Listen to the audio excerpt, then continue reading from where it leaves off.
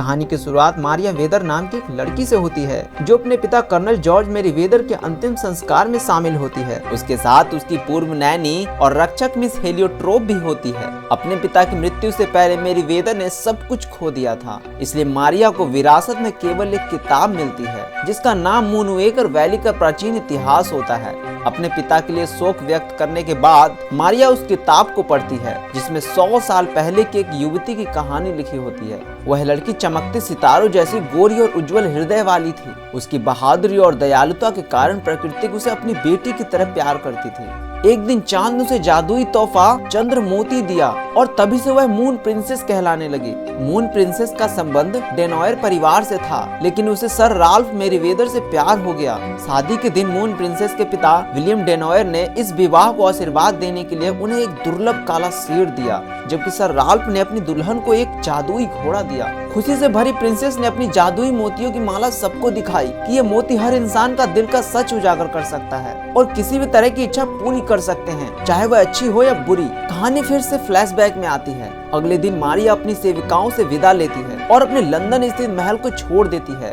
Miss heliotrope भी उसके साथ जाने का फैसला करती हैं, क्योंकि उन्होंने मारिया की मां से वादा किया था कि वह हमेशा उसकी देखभाल करेंगे। फिर रास्ते में कुछ गुंडे उन्हें पकड़ने की कोशिश करते हैं, लेकिन किसी तरह से वे बच निकलने में सफल हो जाते हैं। कठिन और उबड़ खाबड़ रास्तों में सफर करने के बाद वे मूनवेकर स्टेट में प्रवेश करते हैं और मारिया के अजनबी चाचा सर बेंजामिन मेरीवेदर के महल पर पहुंचते हैं। वहीं मिस हेलियोट्रोप बेंजामिन के रास्ते में हुए हमले के बारे में बताने की कोशिश करती हैं, लेकिन उन्हें उसकी कहानी में कोई दिलचस्पी नहीं होती। वे उन्हें सीधे अंदर ले जाते हैं और अपने कुत्ते राल्फ से मिलवाते हैं, जिसे वे बताते हैं कि वह पलक झपकते ही किसी को मार सकता है। फिर बेंजामिन मिस हेलियोट्रोप को उनके कमरे तक ले जाते हैं और मारिया को महल के एक ऊंची टावर में स्थित एक कमरे में छोड़ देते हैं। मारिया को यह बिल्कुल पसंद नहीं आता कि उसे अपनी देखभाल करने वाली से अलग रखा जाए, लेकिन जब वह अपना कमरा देखती है तो वहाँ की गर्मा गर्म जलती हुई आग और रात के आकाश की तरह चमकता हुआ छत का डिजाइन बहुत पसंद आता है। अगली सुबह जब बेंजामिन को मारिया की कहानी वाली किताब दिखती है तो वह उसे जबरन छीनकर अपनी लाइब्रेरी में रख देते हैं। वहीं मारिया इसका विरोध करती है, पर वह इसकी एक नहीं सुनते। नाश्ते के समय मारिया गुस्से में बेंजामिन से किताब के बारे में पूछती है, लेकिन वह उसे नजरअंदाज कर देते हैं।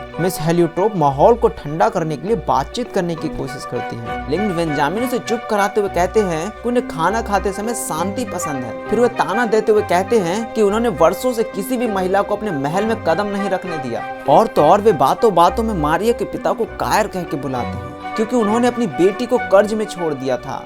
यह सुनकर मारिया अपने पिता की इज्जत का बचाव करती है। जब बेंजामिन का मूड अच्छा होता है तो वह महल का दौरा कराते हैं और बताते हैं कि जो गुंडे उन पर हमला करने आए थे वे सभी डेनॉयर कबीले के थे। वह मारिया और मिस हेलियोट्रोप को जंगल से दूर रहने की सलाह देते हैं। कुछ समय बाद बेंजामिन और मारिया घुड़सवारी करते हुए बाजार जाते हैं। शुरुआत में मारिया को डर लगता है कि लेकिन धीरे धीरे वह अपने घोड़े को पसंद करने लगती है। जब बेंजामिन देखता है कि मारिया घुड़सवारी में अच्छी तरह ढल रही है तो वह उसे थोड़ी देर और अकेले रहने की अनुमति दे देता है। भले ही डेनॉयर कबीले का खतरा बना हुआ था, तभी मारिया पास से किसी के कराहने की आवाज सुनती है। वह चुपके से जंगल में चली जाती है, जहाँ उसे एक घायल खरगोश मिलता है जो एक लकड़ी के पिंजरे में फंसा हुआ था। वह उसे बचाने की कोशिश करती है, लेकिन तभी कुछ डाकू उसे घेर लेते हैं। उनके साथ रॉबिन डेनॉयर नाम का एक लड़का भी होता है। तभी अचानक सर बेंजामिन का काला और डरावना कुत्ता राल्फ वहां पहुंचता है और रॉबिन और उसके साथियों को खदेड़ देता है। बाद में रॉबिन अपने पिता के साथ वहां आता है, लेकिन तब तक मारिया खरगोश को लेकर सुरक्षित महल लौट जाती है।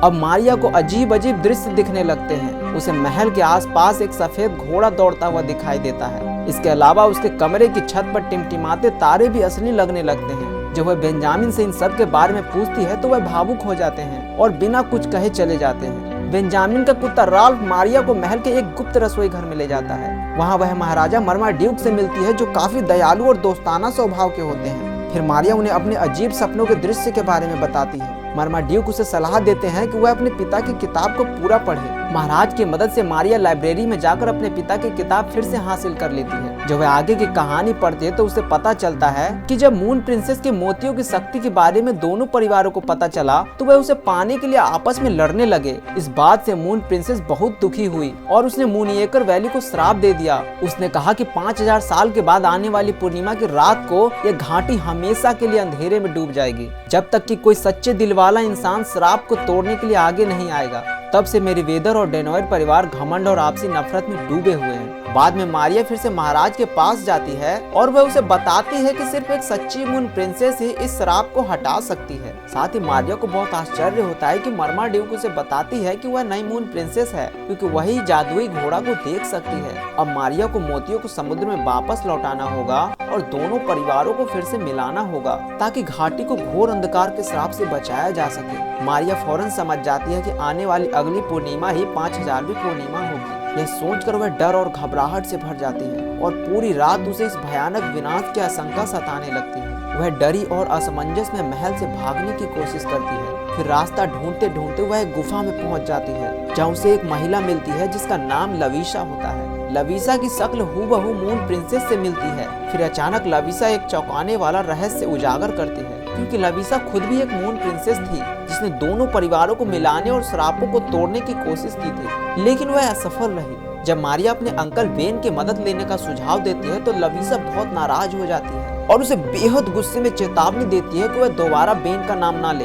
इसके बाद यह खुलासा होता है कि डेनॉयर परिवार ने मोतियों वाला ताबूत चुरा लिया था, जबकि उस ताबूत की चाबी मेरीवेदर के पास ही थी। फिर अचानक मारिया को याद आता है कि उसने यह चाबी अपनी किताब के बुकमार्क में देखी थी। वह लवीशा से उसे डेनॉयर कबीले तक ले चलने की विनती करती है। फिर लवीशा मारिया को डेनॉयर कबीले तक ले जाती है, लेकिन अचानक वह घबरा कर भाग जाती है। अब मारिया के पास कोई और चारा नहीं बचता, इसलिए वह चुपके से किले में घुसने की कोशिश करती है, लेकिन जल्द ही उसे रॉबिन के पिता के डेनॉयर देख लेते हैं। मारिया उन्हें चाबी सौंप देती है, लेकिन के डेनॉयर बताता है कि ताबूत पहले से खाली है और वह मेरीवेदर परिवार पर मोतियों की चोरी का आरोप लगाता है। इसके बाद रॉबिन मारिया को किले की जेल में बंद कर देता है, लेकिन जाने से पहले मारिया गुस्से में रॉबिन को जोरदार लात मार देती है। इधर मुनिएकर में जब वेन को मारिया की गुमशुदगी के बारे में पता चलता है तो वह बहुत चिंतित हो जाता है। अगले दिन मारिया अपनी भारी ड्रेस उतार कर चालाकी से जेल के गार्ड को बेवकूफ बना देती है और भागने में सफल हो जाती है। यह देखकर रॉबिन और उसके आदमी उसका पीछा करते हैं, लेकिन वह किसी तरह जंगल में छिप जाती है। आखिरकार राल्फ उसे ढूंढ लेता है और उसे महल वापस ले जाता है। जब मारिया अपनी सफाई देने की कोशिश करती है तो बेन उसे डांटता है और सजा के तौर पर कमरे में भेज देता है। हालांकि बाद में बेन को अपने बर्ताव पर पछतावा होता है और वह रात में मारिया से माफी मांगता है।